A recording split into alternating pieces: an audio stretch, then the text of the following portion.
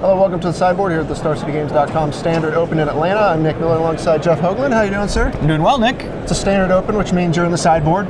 Yep. Number 2 on the Player of the Year race. Yep. You know, fighting back for that number 1 slot that you had for basically the entirety of Season 1. Yeah, starting with that first Open. Yeah. But you're here, grinding it again.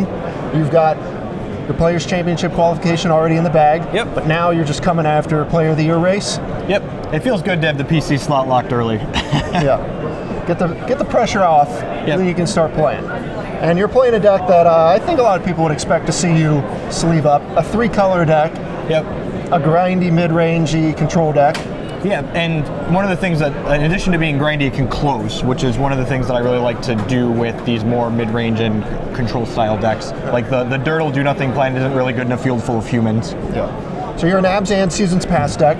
Yep. We saw the Seasons Past, shell emerge at the Pro Tour, and people have kind of been doing their own iterations of that deck, moving it forward. We've seen Sultai. You have Abzan.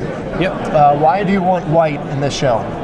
So the white, I feel, really fixes problems that the deck has. The first is that Ormondal is very difficult to deal with, as well as troublesome permanents such as Cryptolith Rites or Pyromancer's Goggles, and Anguish and Making is just a really sweet, clean answer to all of that.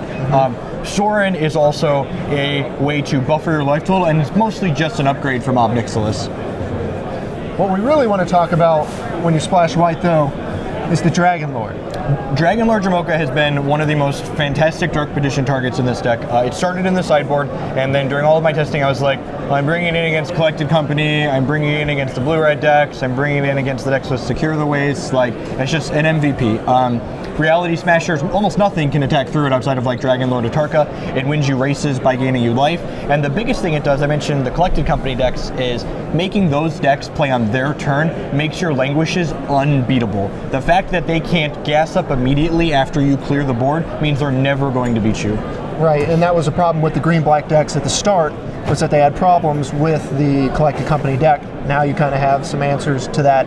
Make them play an honest game. Correct. The other reason this deck I think is better than the traditional Seasons Past that we saw emerge from the Pro Tour is that the inclusion of Sylvan Advocate and Tireless Tracker really allow us to pressure our opponent while we're taking control of the game. In addition to being a solid brick wall as a 2/3 for 2, Sylvan Advocate turns that corner very quickly when we make our 6 land drop, not only because of his own 4 power, but because he makes all of our creature lands much more potent as well. Right, and you got all the creature lands in here that you can kind of pack into the deck. We've got a lot of tapped lands, but they're all very powerful and they allow us to cast all of our spells very consistently. And Hissing Quagmire, in addition to being fixing, is also just 4 more removal spells a lot of the time. Mm-hmm. And we saw even Sam Black kind of move the green-black deck. Once he moved to the Great Aurora, he had the Tireless Tracker and the Sylvan Advocate plan. You have that going on as well in this. Yeah, the difference between this deck and that deck is that we don't have a lot of the air or dead space that he has in like cards like Explosive Vegetation and Nissa's Pilgrimage, where it's just, you're playing 30 or 35 mana sources in your deck. Mm-hmm. All right, so we've got a ton of removal spells, which you come to expect in this type of deck. Languish, Anguish Unmaking, Ruinous Path, Ultimate Prize, Grasp of Darkness, but then also you got the sweet targets that you can grab, like the Virulent Plague. You've got Pulse Marassa is another one-of target. Yep. Read the Bones is actually a singleton in this deck as well. We know all the kill spells while they're here. Go over kind of your one-ofs and your targets for Dark Petition.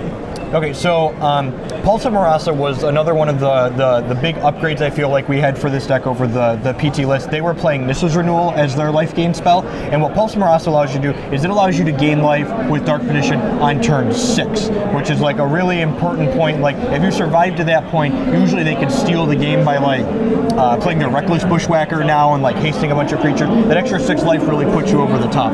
It also allows you to trade off your things like Sylvan Advocate, Tireless Tracker, aggressive early, and then gain them back in the late game when you start generating advantage. Read the Bones is a one-of in this deck list as well, mostly to get with Dark Petition when you want to just draw a couple cards right away with it on turn 5. And that's another one of the things that I feel makes the deck better against the aggressive decks is we don't have all these cards that require us to pay a bunch of life just to play Magic. So our life total is a little bit higher than it would normally be. Plague great against all the tokens decks. Green-white tokens is just the deck to beat right now. It's just winning every event. Correct, yeah. One of the most important things to note when playing with Virulent Plague, especially game 1 against the green-white tokens decks, is that you can't just play it aggressively on turn 3, because they're all playing for Dramoka's command. So when you play the Plague, you want to make sure that you're clearing away their board with it, so that way even if they Dramoka's command you right away, you're still getting value out of the card. just another sweeper. Correct, yeah. Think of it as like language number 5, and if it happens to stick around and take over the game, that's all upside. Right. Okay, Transgress the Mind, you got some discard, you got your Planeswalkers here to kind of close it out alongside your creature lands, your tireless trackers and stuff. Seasons Past it's such a powerful draw engine. Like that was the Dark Petition Seasons Past draw engine was so huge that the team that played at the PT came up with. In this deck, it not only gets back Evolving Wilds at 0 cost, but also our Blighted Fen and our creature land. So again, you don't feel bad trading those off aggressively early because you're going to loop back through them. Right, you can always come back and get them.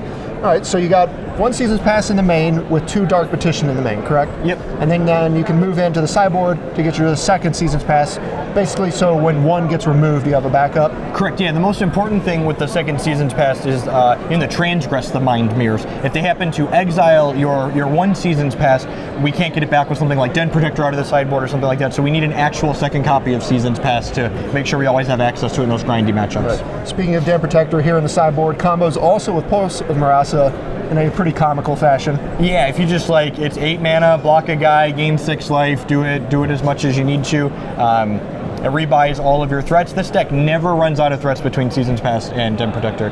Den Protector is also great against the aggressive decks. You just basically play it as a 2 mana removal spell. You just play it out there and trade with their guy, and you're super happy to use it for that. Kalitas, a card I'm kind of surprised not to see in the main deck. You know, it's very good against all these, graveyard-centric decks and things like that. That kind of... Yeah, it's a tough call. Kalitas is really awkward against Reflector Mage, and I feel like it doesn't take over the game in the same way a Dragonlord Dromoka does. So, for instance, if you just play your Kalitas on 4 and they collected Company at your end step and Reflector Mage it back to your hand, that loss of tempo is huge. Okay. So really they're just for specific matchups where you know you need it. Correct, yeah, or it's also good for a little bit extra life game in the matches that are going to go long. More discard here, you got additional Transgresses and Duresses to fight the control decks. Yep, and then Duress is also important because it gives us another 1-drop in those matchups where we really want Seasons Past to be drawing 6 and 7 cards when we cast it. Okay. Really got to get the full value so you can get 0 all the way up. Correct, yeah, actually I cast it last round and got 0 through 5 and it was just wonderful. Seems like what you want to be doing. Yep. Another Plague and then Infinite Obliteration. We saw this back when Eldrazi was all over the place and people needed as many copies of this as possible. Yep, this is kind of a card that you could play in your main deck in this deck, depending on what format you're expecting. So the Virulent Plague could also be the Infinite Obliteration if you're expecting more of the blue-red Eldrazi and green-red Ramp as opposed to more tokens and black-white control. But I'm expecting more of the former rather than the latter, so I've got the Plague in the main this weekend. Now, a card up your alley that I don't see in this deck is Gitrog Monster. No love for the frog? So I mentioned Reflector Mage being a huge tempo loss on your Kalitas earlier. It's savage when that card bounces your 5-drop.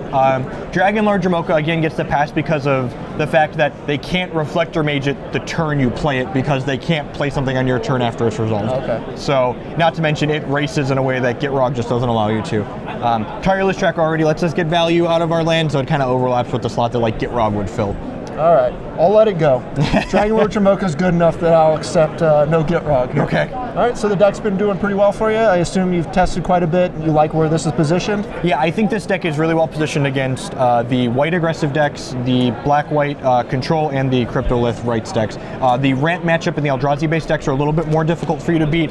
Reality Smasher is a real pain in your side. That's one of my first cards I like to take with Infinite Obliteration in those matchups. But yeah, I think if you're expecting those 3 decks to be pretty popular, this deck's an excellent choice. Awesome. Well, Jeff, thanks for joining me here in the sideboard. Stay tuned to StarCityGames.com all weekend long for the action here in Atlanta.